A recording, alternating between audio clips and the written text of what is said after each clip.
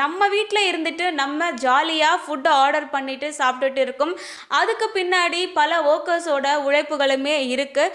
அந்த ஃபுட்ஸை பல வெதர் கண்டிஷனில் இருந்து டெலிவரி ஊழியர்கள் எடுத்துகிட்டு வராங்க. அந்த டைமில் கனமழையாக இருந்தாலும் சரி, கொளுத்தும் வெயிலையும் சரி, டெலிவரி ஊழியர்கள் அவங்க அந்த ஃபுட்ஸை பத்திரமாக எடுத்துகிட்டு வந்து நம்மக்கிட்ட தராங்க. நமக்கு ஒரு ஃபுட் ஒரு 10 மினிட்ஸில் வேணும்னா நம்ம அதை ஒரு 20 மினிட்ஸ்க்கு முன்னாடியே ஆர்டர் பண்ணிட்டோம்னா அவங்க சைடில் இருந்து அவங்களுக்குமே அது சேஃப்டியாக இருக்கும். ஸோ அவங்களுடைய சேஃப்டியும் நம்ம இதில் பார்க்கணும்.